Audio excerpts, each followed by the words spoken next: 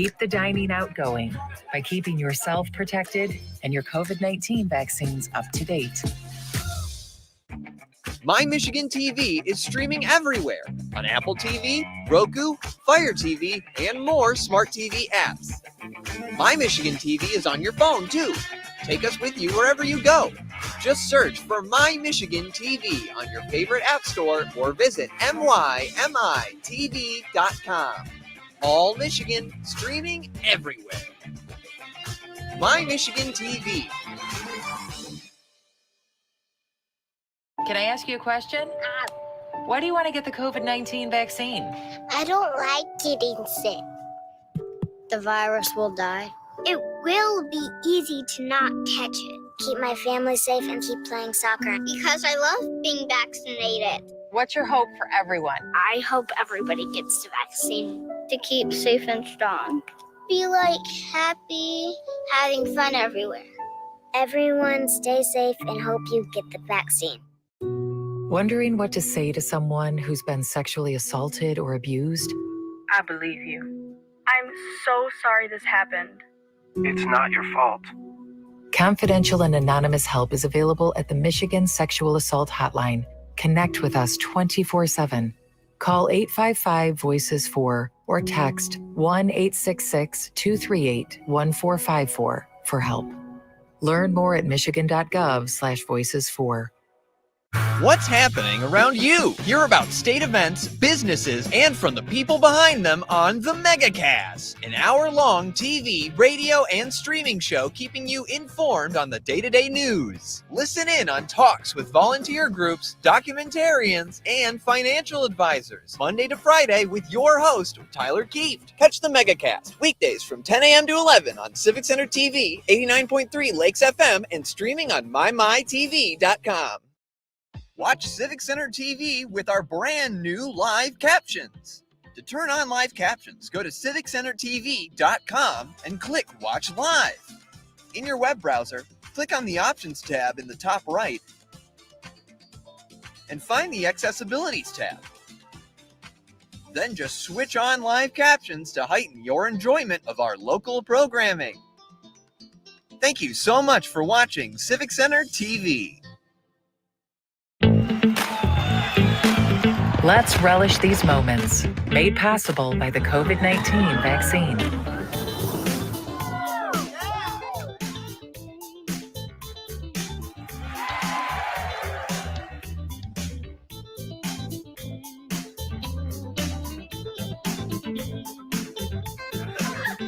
Keep the festivals going by keeping yourself protected and your COVID-19 vaccines up to date.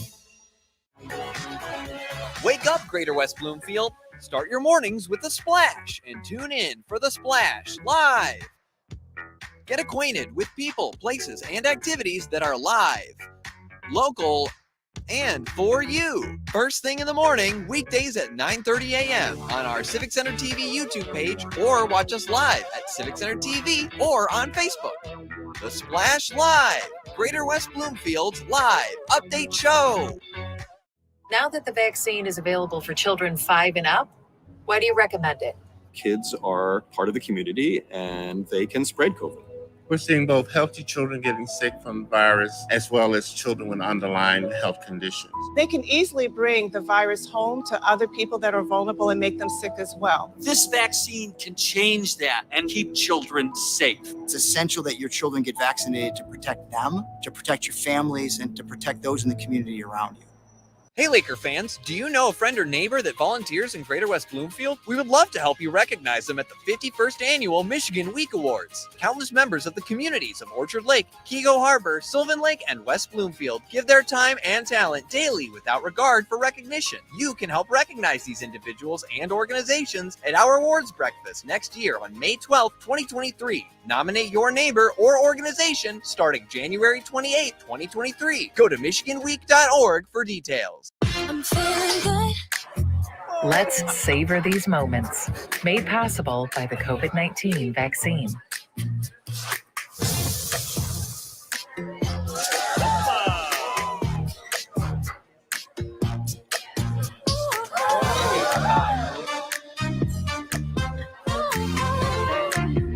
Keep the dining out going by keeping yourself protected and your COVID-19 vaccines up to date. You're listening to your radio homes for the Megacast, 89.3 WBLD, Orchard Lake, West Bloomfield, Keagle Harbor, Sylvan Lake, and 88.1 WBFH, Bloomfield Hills. Today's edition of the Megacast begins now.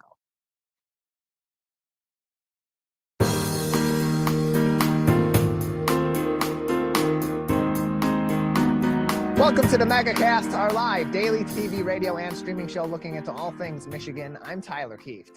Today we'll be talking to a number of people about topics of interest and importance to Michiganders just like you. Let's begin with what's making headlines today on CivicCenterTV.com's local news page. Our top story comes from Hannah McKay at the Detroit News.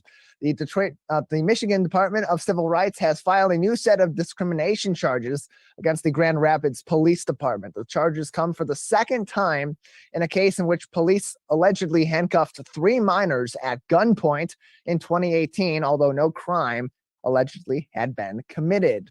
The Department of Civil Rights also filed 2 separate charges over the summer against the department, both of which had also involved children in the alleged misbehavior of police officials. The boys in this case, held at gunpoint, all identified themselves as being minors, with one even providing identification as well as contact information for their parents before being held at gunpoint and questioned for over 20 minutes. Directly quoted in a quote from this article and an interview done for this article by Hannah McKay.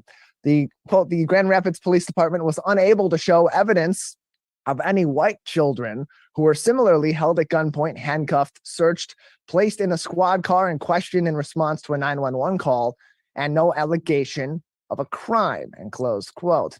These charges reflect now just 2 of the 28 charges against the Grand Rapids Police that are under state investigation. Also making headlines today on CivicCenterTV.com's local news page from the Lansing State Journal. You see it all the time, a claim that there's a lost animal in your community. If somebody has misplaced their pet, maybe their outdoor cat hasn't turned up back home, their dog heard a loud noise in the backyard when you let them out to do their business and ran off into the distance. Or you even see calls for people that are saying, hey, there's an animal that's been hurt in our local area and is in need of medical attention or some rehabilitative services potentially in your home. Well, Ingham County animal control officials are now warning that these calls may not always be in good faith. They might just be a feeler for scam artists to determine if you are their next target. Said county officials to the Lansing State Journal, quote, scammers use this technique to identify people who may be vulnerable to other scam methods. Scammers are looking for people who like or share without checking to see if it's true on social media. Once someone shares the post, they may be at an increased risk of being a target for future scams, and closed quote. So what should you do in this case? The agency urges you to look for many of the common red flags that indicate that a lost animal notification on social media or calls to help an injured animal may not be true. Are the comments turned off? If they're not allowing you to make comments on the post, they probably don't really care too much that you're engaging with it, asking questions or giving your well wishes. They just want to see, do you share it? Do you like it? Is it something that draws at your heartstrings? Are the posts being made by newer looking accounts or accounts with very few connections, or in the case of Facebook, very few friends listed on their profiles? Is there vague info about the animals, their place of origin, or how they were found? In these cases, any or all of these, especially together, may be signs that somebody is looking to scope out some new targets for scams online in the future, or maybe actively trying to scam somebody like you in your local community. This is not just common to Ingham County. Scam artists are doing these kinds of things all across the state of Michigan and around the U.S. and the world. If you do, however, find a lost animal, it is suggested that you take them as soon as possible to a shelter or a veterinary clinic in order to get them scanned for microchips in case they are a lost animal in these cases, and it can be returned either to the shelter that they were maybe adopted from, or the shelter that they are being housed at, or back to the person or the individuals that own those particular animals. And you'll also be able to file a report about these missing or injured animals with local animal control. In the meantime, stay vigilant and know the signs of these kinds of scams. If it seems suspicious, it probably is. Finally making headlines today on CivicCenterTV.com's the local news page from Amy Hushka at the Detroit Free Press. A Michigan Lotto 47 ticket was sold recently in Clarkston.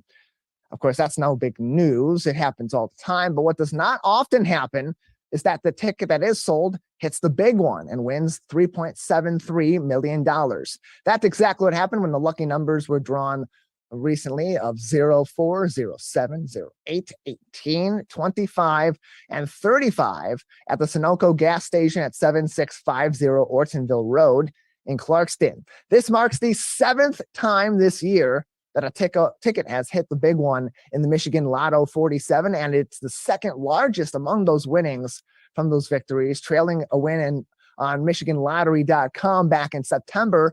That was $5.42 million compared to this measly winnings of just $3.73 million. So congratulations if you're the lucky winner of this $3.73 million Lotto 47 ticket in Clarkston. Hopefully you pick that up very soon and do your best to hide your personal info from anybody else that may be trying to get a little bit of that $3.73 million winnings out of your pocket. That's a lot of smackers. It's a lot of clowns. Congratulations. All those headlines today making news on our website, CivicCenterTV.com, on our local news page, along with links to COVID-19 updates from the Centers for Disease Control and Prevention at the federal level, at the state level from the Michigan Department of Health and Human Services, and locally where we originate our broadcast in Oakland County from the Oakland County Health Division. We have a great show ahead on this Thursday edition of the Megacast. Coming up next, we'll have our weekly mental health conversation with the Birmingham Maple Clinic's Carrie Krawick. Stay tuned. This is the Megacast. My Michigan TV is streaming everywhere on Apple TV, Roku, Fire TV, and more smart TV apps. My Michigan TV is on your phone too. Take us with you wherever you go. Just search for My Michigan TV on your favorite app store or visit mymitv.com. All Michigan, streaming everywhere. My Michigan TV. Can I ask you a question? Why do you want to get the COVID-19 vaccine? I don't like getting sick. The virus will die. It will be easy to not catch it. Keep my family safe and keep playing soccer. Because I love being vaccinated. What's your hope for everyone? I hope everybody gets the vaccine. To keep safe and strong. Be happy, having fun everywhere. Everyone stay safe and hope you get the vaccine.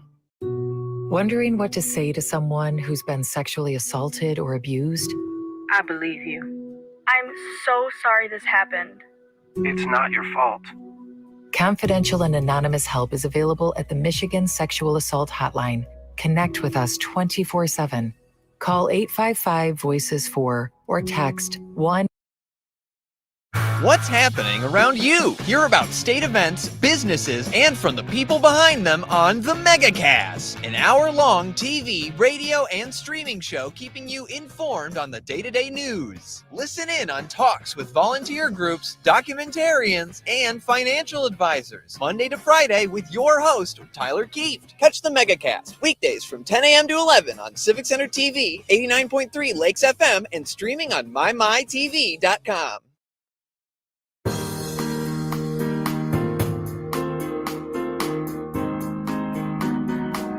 Welcome back to the Megacast, our live daily TV, radio, and streaming show talking about all things Michigan. I'm Tyler Kieft. Learn more about our program on CivicCenterTV.com/Megacast, where you'll find information on all of our partnering stations across the state of Michigan, including our co-flagship online, My Michigan TV at mymitv.com, as well as on their free apps for your smartphones and your smart TVs. Just search My Michigan TV in your favorite app store to find us for free on apps across smartphone and smart TV outlets, and watch My Michigan TV 24 hours a day, 7 days a week, including the Megacast live and on demand as well.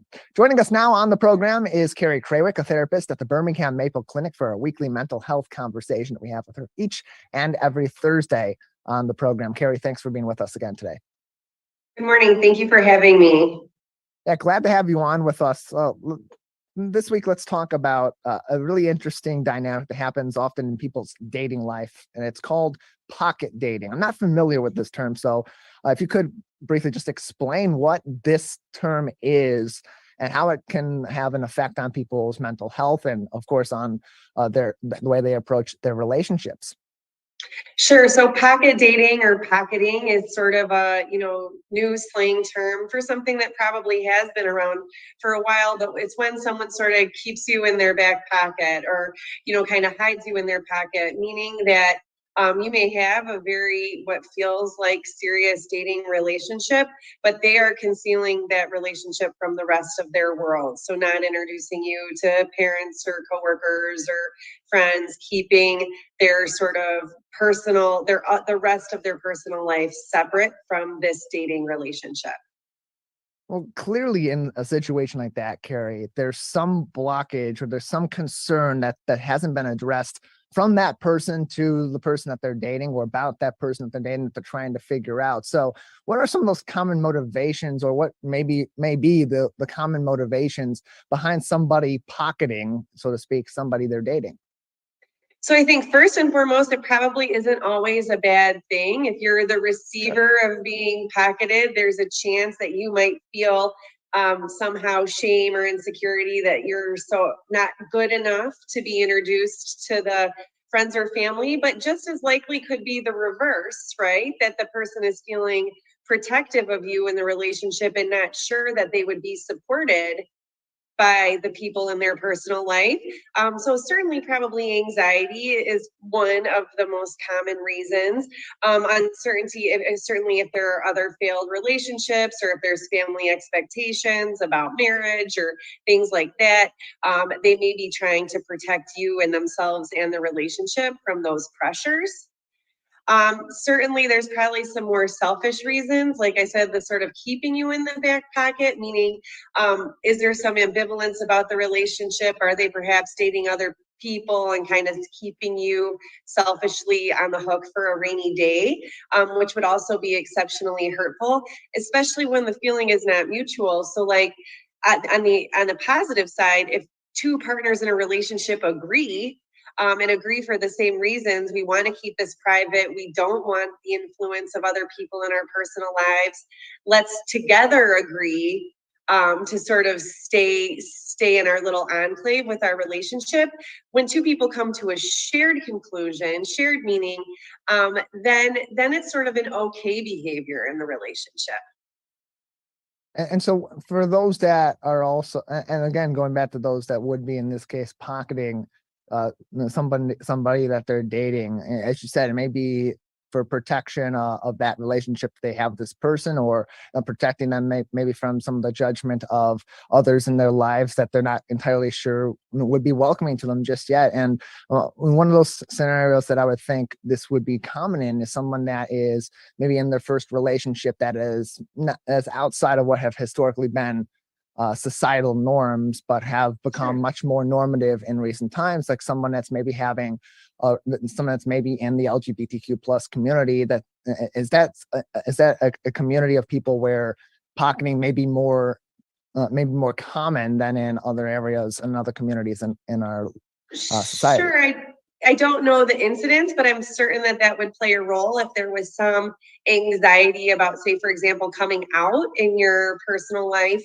If you weren't ready to do that, certainly introducing the dating partner would be the flag that like the rest of your family would know. And if you weren't out, you would probably be more likely. Now, certainly in LGBT relationships, just like any others, there are hurt feelings. Some people are in different places, like you said, in their sort of outness and their readiness. And so in a relationship, I think one of the best things you can do is, instead of coming accusatory, instead of pointing the finger and say, like, you're hiding me and these are the reasons why, or you're weak and you're not standing up for us or our relationship, instead to come from a place of curiosity and compassion, right? What's driving this? Like, this is what I'm noticing. This is how I'm taking it. Am I right or wrong to take it this way?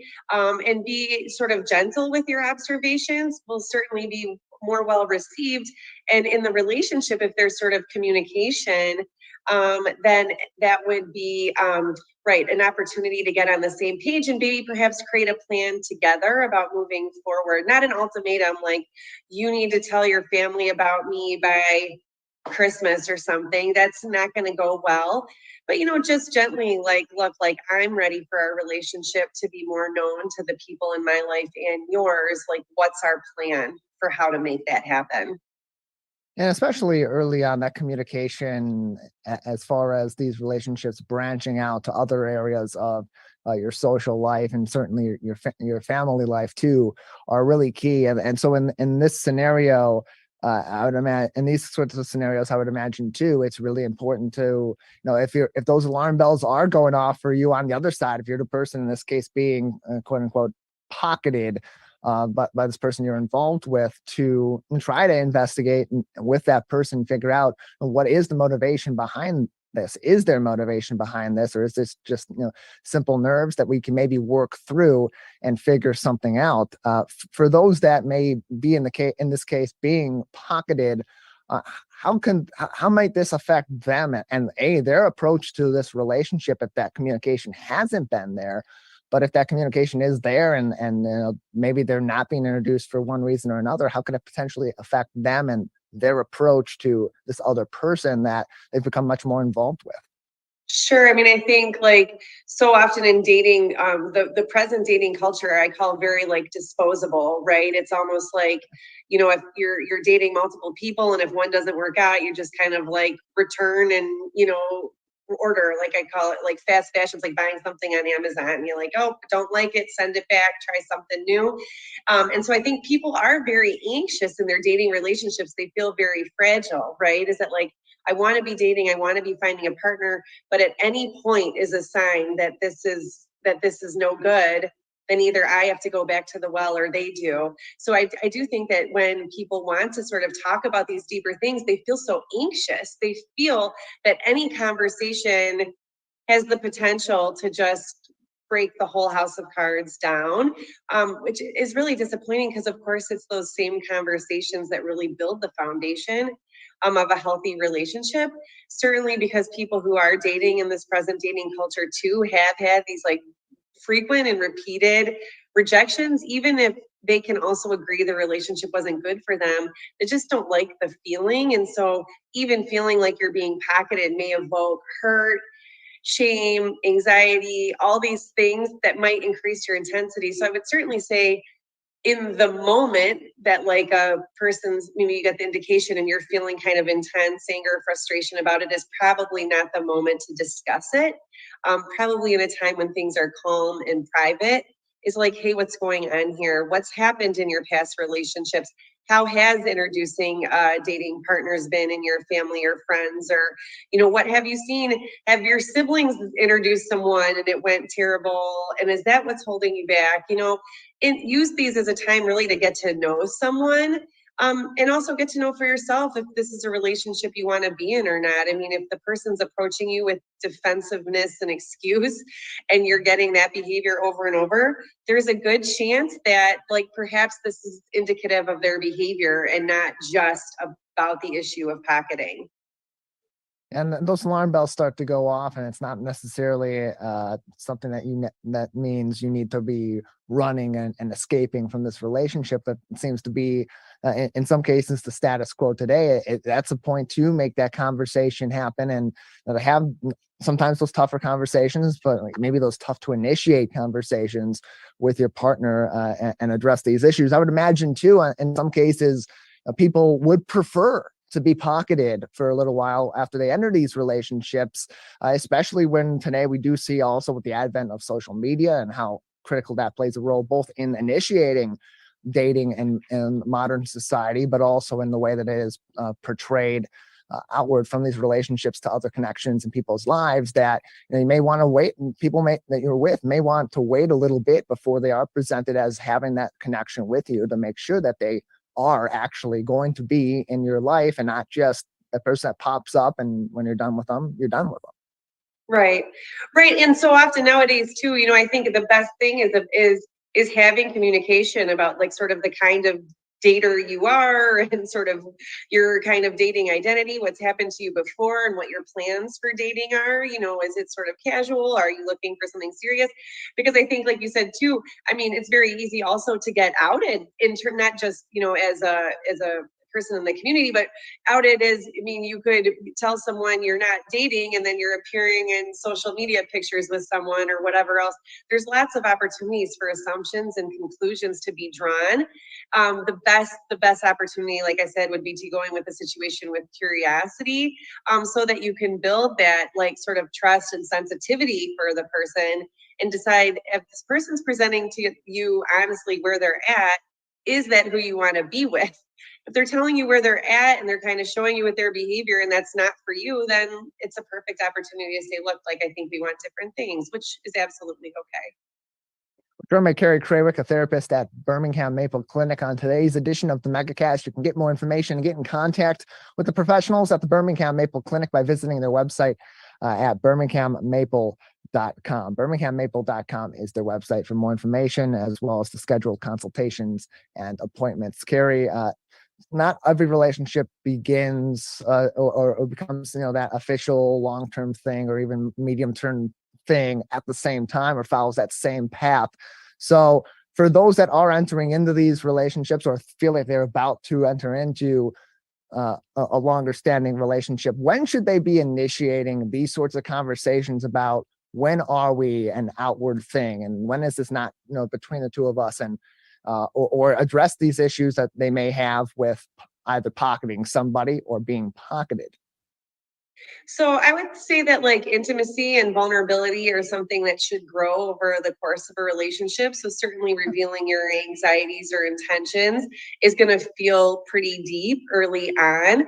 But I think so it's probably just like in small, gentle ways, almost like, I don't know, like Hansel and Gretel, like breadcrumbs along the way, is like kind of stringing things from one event to the other. So it's not just a one and done conversation. You may start it in a little bit, and then there might be another opportunity to say, hey, look, about this thing you said the other day, it made me curious about this, and kind of just continuing to sort of leapfrog it forward, little leaps at a time. Going too hard, too soon, too fast is going to be overwhelming to the other person, and withholding altogether is inauthentic too. So little bite-sized pieces, little opportunities to reveal something about yourself and ask something about them. That kind of reciprocity, that kind of back and forth, is really the foundation of intimacy and connection. And once you have made those decisions, or you've had those conversations and come to some sort of consensus or compromise on, where you're at with your relationship, how you are presenting that relationship to other people in your life, your family, your friends, the community, the communities that you're involved in, what are your suggestions for these individuals then and these couples then to continue those conversations as they get going? Because once you're out and about and this is something that's out in your small community and your connected community, it's something that continues to evolve. Those conversations should continue. Yeah, absolutely. I think sometimes I use the analogy of like, our life is a little bit like climbing up a spiral staircase. Sometimes we feel like we've come to the same place, but we're there a little bit different, perhaps from a little bit different perspective than we were once before. So yeah, even I would consider, that like, right, we may have had this experience before, perhaps you didn't introduce me to your coworkers early on, but now we're in a different environment and you didn't introduce me again. Was it the same reason? Was it something about the person? Was it something about me? Kind of revisit it. You can connect it to the same thing. Like, how is this time different than before? Or what's happening now that makes this behavior make sense? Like before, you weren't introducing me because we weren't serious enough. You didn't want your overzealous family to like lob onto our relationship, but now we are serious and you're still not introducing me. Is it the same reason or is it something else now? And see if you can come up, I think, with like shared meaning. I think the most damaging thing in the relationship is when one person is exacting decisions, when one person is making the choices, when one person is deciding what will be done and how, then there's a real power differential between the people. Then one person is sort of held hostage to the other person's will. And it really needs to be shared to be a healthy relationship anyways. You can get in contact with Carrie and the other professionals at the Birmingham Maple Clinic by visiting their website, birminghammaple.com. It's birminghammaple.com for more information, as well as how you can schedule a free consultation, get in contact with them and their professionals as well. Carrie, a couple more minutes with you before we'll need to move on today. Anything else on this issue that we haven't discussed that would be important for our audience to keep in consideration? I think that one of the biggest challenges of dating in the present day too is that there seems to be a high anxiety about time. That like if we're in a relationship that isn't necessarily satisfactory, then we're wasting our time.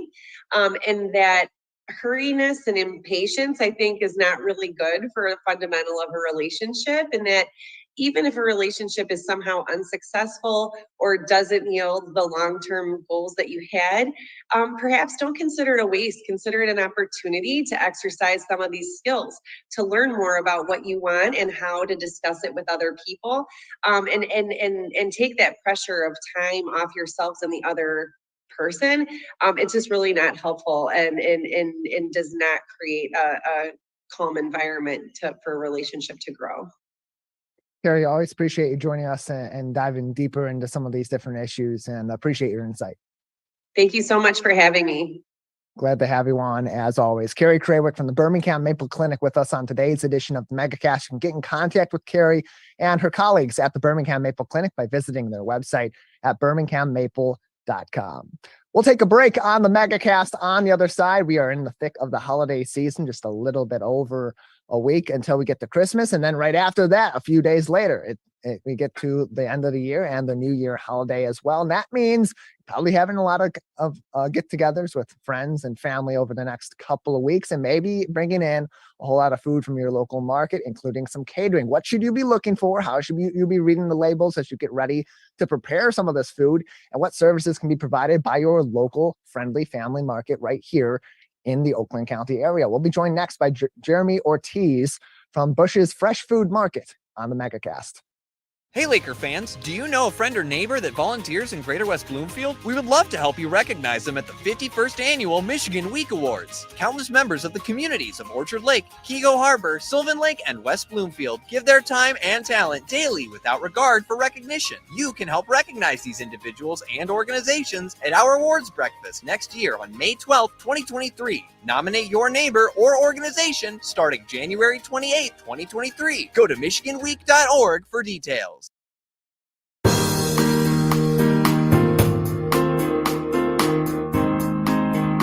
Welcome back to the Megacast, our live daily TV, radio, and streaming show talking about all things Michigan. I'm Tyler Kieft. Learn more about our program by visiting civiccentertv.com/megacast, where you'll find more information as well as links to all of our partnering TV, radio, and web outlets that join us every day live from 10 a.m. to 11 a.m. Monday through Friday, as well as live to tape throughout the week and the weekend for replays as well, including the different outlets such as our radio outlets, 89.3 Lakes FM, live streaming on lakesfm.com, and 88.1 The Biff out of the Birmingham Bloomfield area, service of the Bloomfield Hills School District, and all their original programming from students, from high school students, from 3 o'clock to 9 o'clock, Monday through Friday, as well as sporting events. Last night, I was working on a production for our flagship Civic Center TV and driving through town, just happened to flip over to 88.1 FM and listen to some of the Bloomfield Hills Blackhawks basketball game from last night. They had a great call on that game. The students there are doing excellent work, and you can join them for all their live programming and original programming throughout the week, as well as other programming 24 hours a day, 7 days a week by clicking on our link to 88.1 The Biff, and explore all of our other partnering stations as well. civiccentertv.com/megacast. You'll also find our full episodes and each individual interview on demand.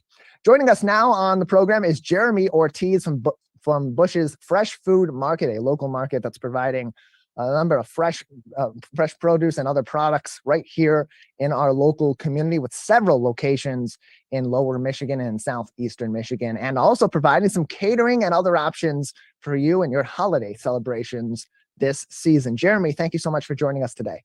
Good morning, Tyler. Thank you for having me. How are you? Doing well. How are you, Jeremy? I'm pretty good, thank you.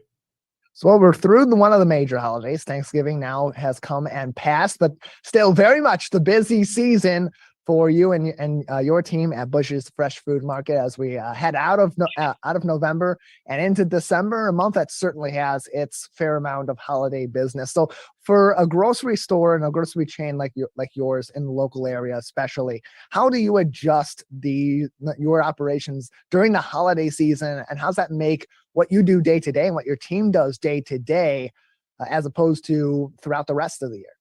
Yeah, Tyler, that's a really good question. I can tell you that a lot doesn't change from an operational perspective, minus the fact there's a lot more stuff coming in and a lot more work being done. The operation's still the same, but preparing for the holidays for us, we get things, typically a couple of weeks in advance, depending on the types of products, so we can get everything set up roughly the week or 2 weeks beforehand to market and advertise and merchandise and things around that we know the guests in our communities are looking for specifically. You just mentioned that Thanksgiving just passed, and we hope that everybody who shopped at Bush's had an enjoyable time. And right around the corner is Hanukkah and Christmas. So a lot of the same things are going to be going on. You're going to see a lot more associates in the stores. There's going to be a lot more seasonal products, merchandise throughout the stores as soon as you walk in throughout the entire part of the actual stores. And then also just the guest service. We try to make sure that we turn up the guest service within our stores during the holidays and make sure every guest is receiving everything that they actually need. So from our part, it's just more work to get everybody to where they need to be in the stores, but also making sure that we're paying more attention to our guests and helping them out with anything that we need or that they need. And Bush's is also, it's a locally owned chain of stores, and so in that scenario, being that you are a locally owned business and you're not some nationally operated chain, what sort of benefits can the community get from shopping at their truly local market like Bush's?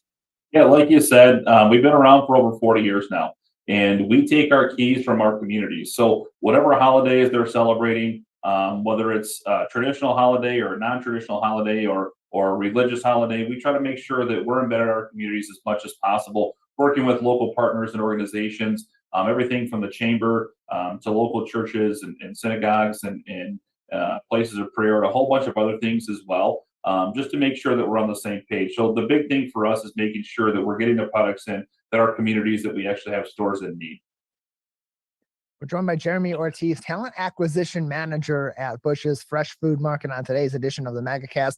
More information on local locations of Bush's Fresh Food Market, as well as all their products and the curbside pickup in as little as 4 hours on the website, bush's.com. That's BUSCHS.com for more information for Bush's Fresh Food Market. Now, being that you're the talent acquisition manager, if people, of course, are looking for work this holiday season, maybe pick up a little bit of extra work to pad their pockets as they get ready for the end of the year holidays, what is your team currently looking for across the board in terms of open positions, and how quickly can someone, if they're looking for a job, get into a really good position with your company? Yeah, another great question. I can tell you that the turnaround time can be pretty quick. We do orientations Mondays, Tuesdays, and Wednesdays of each week. We like to fill those positions as quickly as possible, but we like to make sure we're hiring the right associate as well. So every manager is a hiring manager for each location. The quickest way to go is we have this QR code that's right beside me here. You can scan that and see the actual openings that we have per location. Now, the 16 stores, the 2 offices, and our bakery all have openings, and we're always trying to fill them as quickly as possible. Like I said, we want to make sure that we're hiring the right person in the right place. So whether you're looking for seasonal work, if you're looking for part-time or full-time work, we have those opportunities at most of our locations that we currently have through Southeast Michigan. And Tyler, just to reiterate what you said, we are just in Southeast Michigan, and we make sure that we try and take pride in that local aspect of hiring talent as well. So we have roughly, I would say, close to 100 openings across all 16 stores, the 2 offices, and the bakery. All platforms, seasonal, part-time, full-time, and even management positions available across the board. So if you're looking for work, by all means, scan this code here. You can check out bush.com/join our team. And you can go to any one of the websites that are affiliated with us and check out the text code as well. Upwards of $17.50 an hour for these positions. More information, again, can be found bush's.com.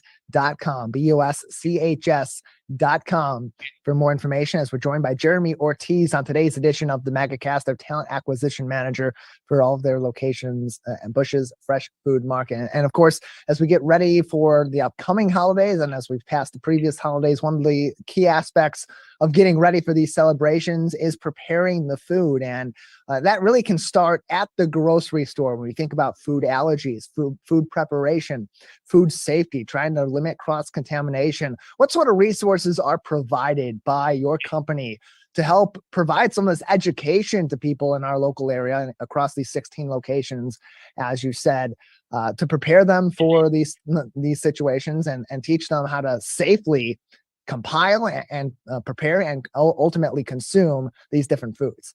Absolutely. So every one of our associates that handles food on a regular basis goes through a food safety class that has to be reiterated every so often. They can share the means of everything from preparation safety to counter safety and how long things can be left out and prepared, cross-contamination, so on and so forth.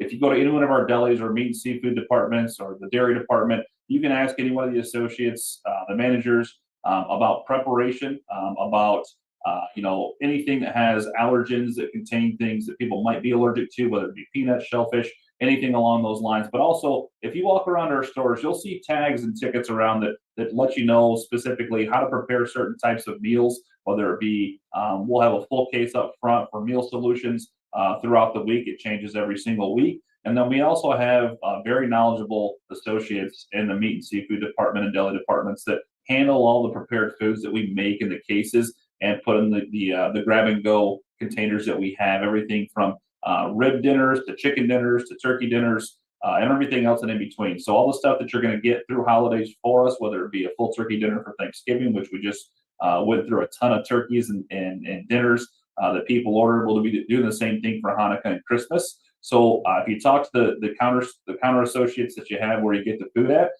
it also has instructions on the boxes that we give out too. But anytime you look at any type of allergen, they will be marked on the back of packages as well.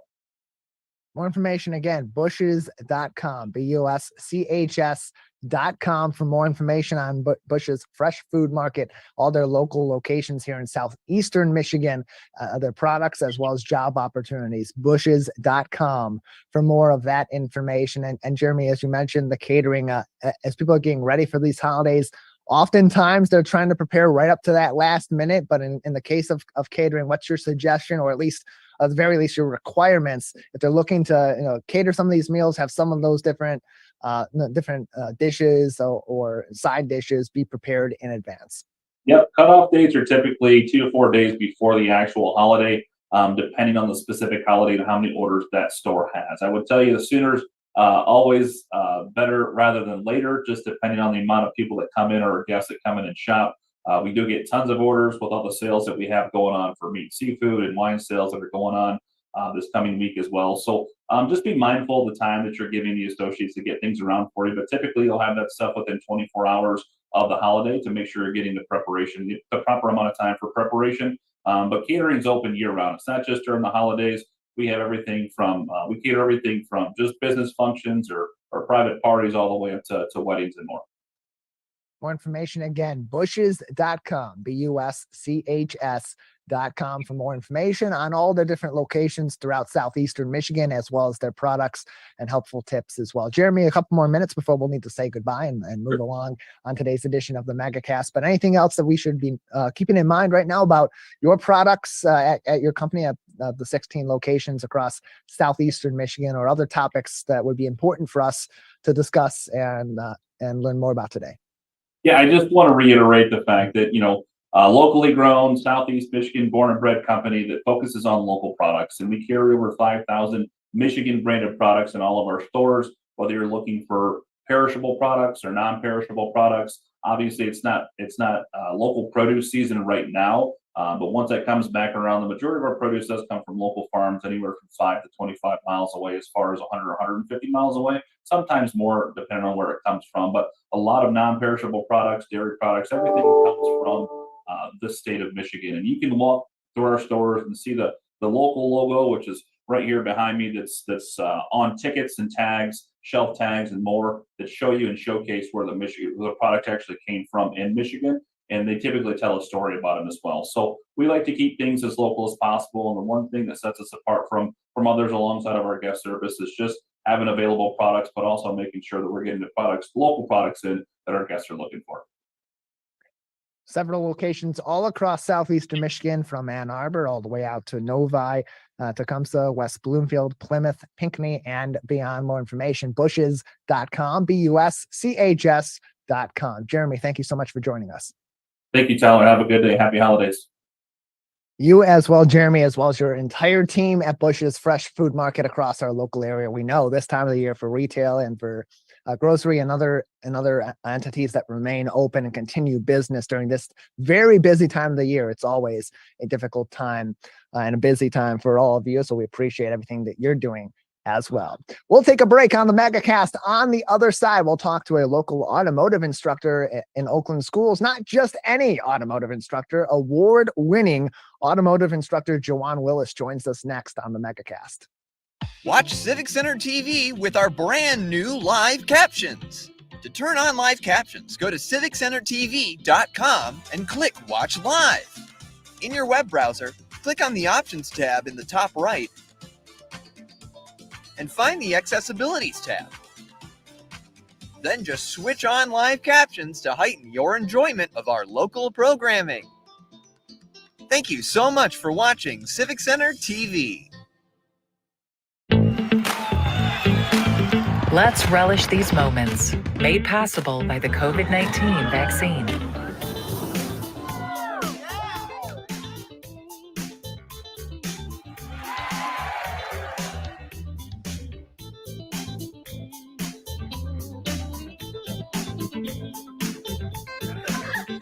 Keep the festivals going by keeping yourself protected and your COVID-19 vaccines up to date.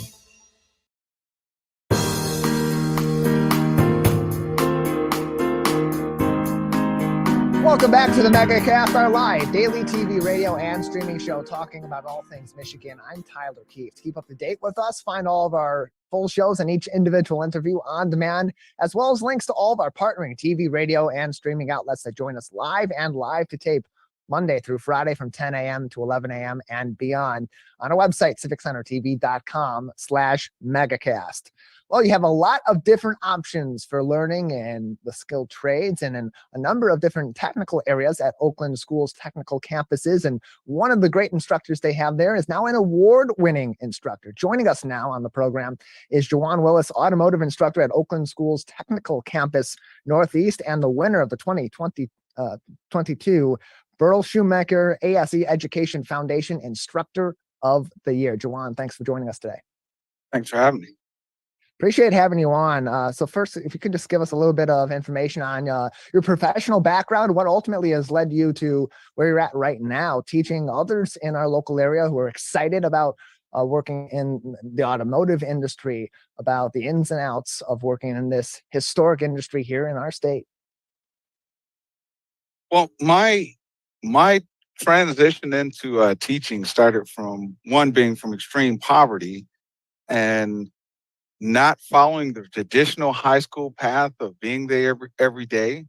So I went to an alternative school. I was working at McDonald's. A counselor said that if I didn't show up every day, she was going to cost me my job, which was working later in the evening for an extra 50 cents per hour. From extreme poverty, that meant something. I went from not liking her to her communicating with me every single day to make sure I was there, and then finding out who Jawan Willis was, found out I was interested in auto, and she directed me to start my transition into a career pathway in auto. So then that was going into being a lube technician, through a technician, through a master technician, through service manager, through working for General Motors Tech Assist and Chrysler, to seeing an extreme need and making the decision to start working with 11th and 12th graders at the secondary level for some fundamentals that I felt were missing. And that got me here. And I I don't regret it. And I'm staying here for the next 30 years, 20 years, however long I can stay. And it's such an amazing story to hear someone triumph and go into something that they're interested in, and then not only thrive in that area of their life, but also passing that on to the next generation. And so for you, Jawan, given that mentorship that you experienced was so critical to you being able to follow this path that you then went on and into the automotive industry, how does that inform your teaching style, your teaching philosophy, and those interactions you have with those 11th and 12th graders you're teaching at Oakland School's technical campus? So my philosophy can kind of be wrapped up into a couple of things that they get so used to hearing me say. And one is, to get more, you must do more. And I usually phrase it like, why should you do more? Well, if you want more, you got to get more. And then the other is a focus on doing what was done for me, meeting every one of my students where they are, not where I want them to be, not where somebody wishes they are, but meeting every student where they are, because that was the only thing that worked for me. And as you continue to teach them, part of what goes into the education at Oakland School's technical campus in automotive and other technical areas across the board at all their campuses is also providing those industry partnerships too. How much of an element does that play? What type of industry partnerships are established through these kinds of programs, and how much of an encouragement do you have for your students to use these resources that are there for them through this school to not only advance their learning, but also eventually advance their careers if they're so interested in these different fields? So when it comes to our industry adjacent partnerships for these students, so we have a work-based learning. CT has work-based learning, especially here in Michigan. But we kind of lean heavy off into it. So we partner in with, I'm lucky enough to be able to speak multiple different languages because I was 22 years in the industry before coming teaching. So I still have a big group of dealership partners that there's a need there for students. So they have internships for working under master technicians coming in multiple different ways. And we do that across the county, across the state. Um, but our industry partners are kind of hungry for new talent because of the big age group or the big age gap between current experienced technicians and new entering the industry. So students actually have, they come in and just do the best that they possibly can. They have so many opportunities to get into independent shops, dealerships, even some places that have engineers that are mentoring. There's quite a few opportunities, and I'm going to stick with automotive, but we have, of course, the other programs as well. We're joined by Juwan Willis, automotive instructor at Oakland School's technical campus Northeast on today's edition of the Megacast. Of course, as we mentioned, you were one of 52 automotive professionals that were recognized at the Fall Board of Governors meeting, receiving the 2022 Burl Shoemaker ASE Education Foundation Instructor of the Year. That's from the National Institute for Automotive Service Excellence. Knowing the effort that you put into teaching and to making these connections with these students who are interested in these particular areas and interested in your CTE program, how does it feel for you to receive this recognition from a national organization for the hard work that you've put in and those relationships that you've built educating these students? I can sum everything up for that into one word: validation. Coming to secondary and bringing industry principals and post-secondary college level principals in front of 11th and 12th graders, there's a question about whether that age group can perform at that level. So the 10 years I've been here, we've been pushing the envelope here at Oakland schools to expose them to as much as they can handle.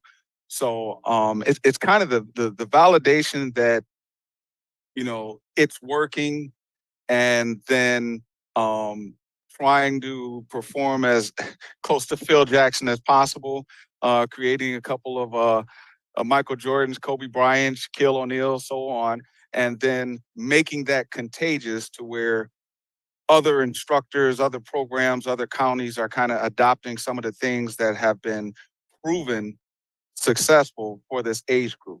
So that validation is kind of that's all that always repeats in my mind since being informed of this award.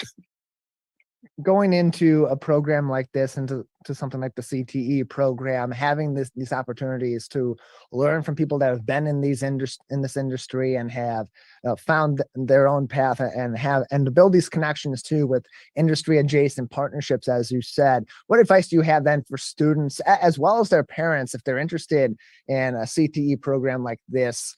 For themselves or for their child, in terms of what they need to prepare themselves for in this program, and how to best take advantage of all these different opportunities that are in front of them. So I'll start kind of in the middle of so most technicians may drive 20 minutes to an hour to work. So in a career path associated with automotive, the technician or the student in this case must be intrinsically motivated. So my advice would be to allow the student to get exposure. Come into the program that you're interested in. Come in, visit a couple of times, get familiar with the instructor, pull over to the side and talk to some students that'll give you the background information so that you can make an informed choice after you go through a couple of programs, see which one you want. And then for the parents, even if you want your student to be a doctor and they say they want to be a chef, they may cost us a lot of money going down the educational pathway to be a doctor and still become a chef. So for us parents, we have to do that difficult thing of supporting the choices that our students are willing to commit to. But it's that exposure for the students so that they have, so they know what they're getting into and they can commit to it. Joined on the program today by Juwan Willis, an automotive instructor at Oakland School's Technical Campus Northeast. You can learn more information by visiting Oakland School's Technical Campus's website. That is ostconline.com, ostconline.com, to learn more information about the CTE program and more through Oakland School's Technical Campuses. They have campuses all throughout the Oakland County area, 4 campuses in total: Northeast, Northwest, Southeast, and Southwest. Again, all their information, ostconline.com. Juwan, a couple more minutes with you before we'll need to say goodbye today. Anything else that we haven't discussed that you'd like to say, or other things you'd like to say to the community at this time? Well, I guess I always like to get my quotes out for one. One of the quotes that I kind of walk by, teach by, coach by, mentor by is to have the fruit, or to get the one that will have the fruit must climb the tree. One of the Thomas Fullers, and then the one that I came up with, which is it takes a waterfall of experience and strong guidance to kind of mess up my own quote all the time because I always want to change it every time.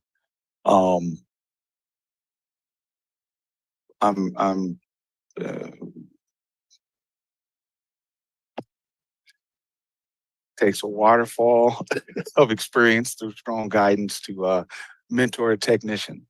But those are pretty much the quotes, and I still messed up my quote here. But the income level, I would like to communicate about the income level for technicians that are coming out, because we have some students that come out and 1 month after graduation, they're making $23, $26 an hour on their own because they spend a year doing that internship and that mentorship through our work-based learning. That's that industry piece connection, how it helps a student that's interested in a career in automotive spend a year to a year and a half while they're in high school working under a qualified professional, and actually are able to put on their portfolio a full year or more, plus the additional year that they would get for the 2 years in the program, that qualifies them to be ASE certified technicians, service advisors, parts counter people at graduation or within 3 to 6 months after, and literally are able to purchase their own homes and so on within a year of graduation, gain enough articulation credit for an associate's degree within a year after graduation. So some of those things are the high points of this pathway that I have to get out because, again, why should I do this extra unless I'm going to get more? Well, Juwan, we appreciate you joining us and congratulations on your national recognition, you as well as 51 other instructors like yourself across the U.S. Congratulations. All right. Thank you. Appreciate it. More information, ostconline.com. That's it for today's edition of the Megacast. We'll return soon with new episodes. This is My Michigan TV. Around here, we just call it My.